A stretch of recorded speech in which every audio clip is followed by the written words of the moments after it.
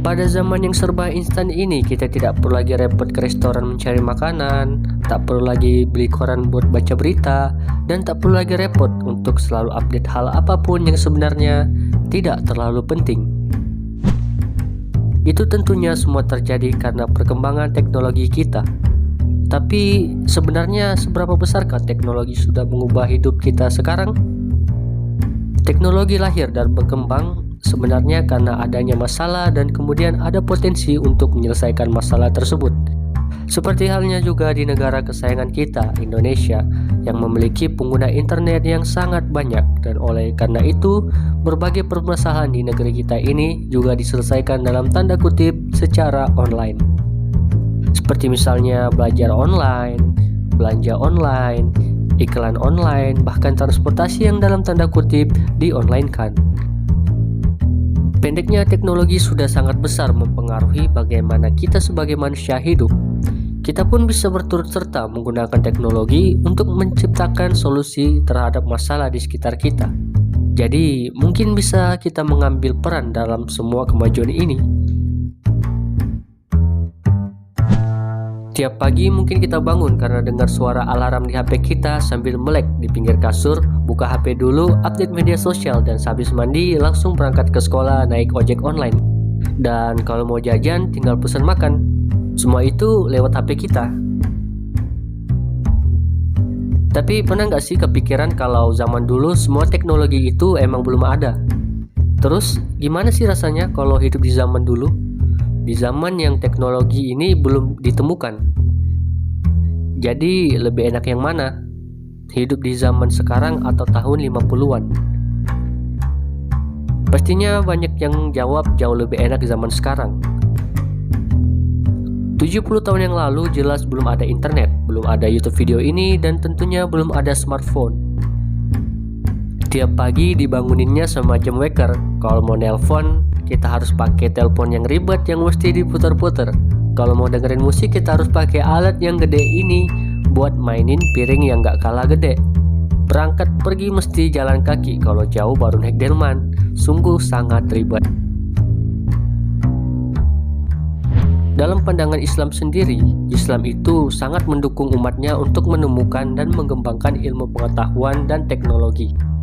Dalam hal pengembangan iptek, umat Islam dapat mempelajarinya dari orang-orang non-Islam.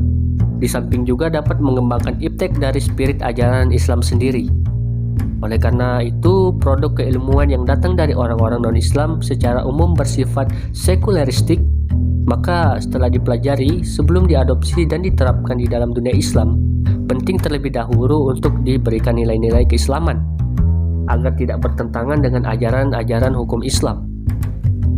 Ajaran hukum Islam secara normatif dan empirik sangat memuliakan orang-orang yang beriman dan berilmu dengan beberapa derajat.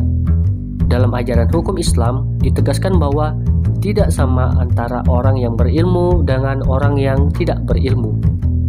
Orang yang berilmu jelas lebih baik dan lebih utama daripada yang tidak berilmu. Dengan demikian, pengembangan ilmu pengetahuan dan teknologi dengan ragam modelnya sangat dianjurkan oleh ajaran hukum Islam. Allah berfirman dalam surah Yunus ayat 5 yang artinya, Dialah yang menjadikan matahari bersinar dan bulan bercahaya dan ditetapkannya manzilah-manzilah atau tempat-tempat bagi perjalanan bulan itu, supaya kamu mengetahui bilangan tahun dan perhitungan waktu. Allah tidak menciptakan yang demikian itu melainkan dengan hak.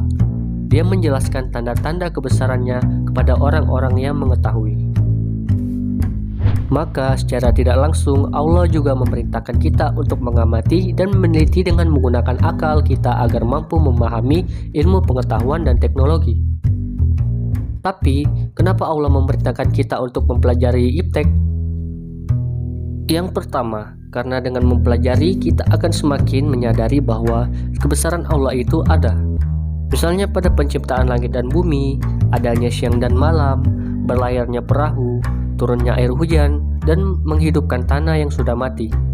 Adanya perbedaan bahasa, perbedaan kulit, dan masih banyak lagi realitas lainnya. Yang kedua, karena tujuan manusia diciptakan itu adalah untuk menjadi khalifah di muka bumi. Sedangkan tugas khalifah di muka bumi adalah untuk menciptakan kemakmuran dan membangun kembali keseimbangan alam yang sudah Allah tegakkan. Sebagai pemakmur bumi, manusia akan dipertemukan dengan berbagai masalah, dan untuk menyelesaikan masalah tersebut tentunya kita membutuhkan iptek. Karena kita tidak bisa menyelesaikan masalah tersebut hanya dengan ilmu agama saja. Maka inilah alasan mengapa Allah memerintahkan kita untuk mempelajari ilmu pengetahuan dan teknologi. Dengan adanya iptek, kita bisa mewujudkan Islam yang rahmatan lil alamin, atau yang menjadi rahmat bagi alam semesta. Maka mari kita junjung tinggi ilmu pengetahuan dan teknologi, karena peradaban yang maju itu dimiliki oleh orang-orang yang menjunjung tinggi ilmu pengetahuan dan teknologi. Munculnya iptek dan internet bikin pengembangan teknologi melesat kencang. Dulu buat nonton film kita harus ke bioskop dan ngantri panjang banget buat beli tiket. Sekarang kita tinggal buka HP dan pesan tiket online, bahkan udah ada ribuan film siap ditonton lewat sentuhan tangan. Untuk belanja dan bertransaksi, kita nggak perlu lagi ke bank buat ngambil uang. Di zaman dulu pun bank itu masih pakai sistem barter, alias nggak segampang transaksi di hari ini. Sekarang ini ibaratnya bank tuh udah masuk di HP kita. Dan karena smartphone udah bisa ngelakuin apa aja, banyak juga orang yang punya lebih dari satu HP. Saking banyaknya pengguna HP di dunia, kalau semua pengguna aktif di dunia dijajarin, barisannya bakal muterin bumi 10 kali. Sungguh sangat banyak. Jadi kalau di sisi teknologi emang zaman sekarang menang telak. Yang dulu perlu banyak tempat penyimpanan, harus kesana kemari, atau harus nunggu lama, sekarang semuanya ada di HP kita. Asal jangan sampai kecanduan stalking sosial media mantan tiap malam, dan seperti biasa, terima kasih.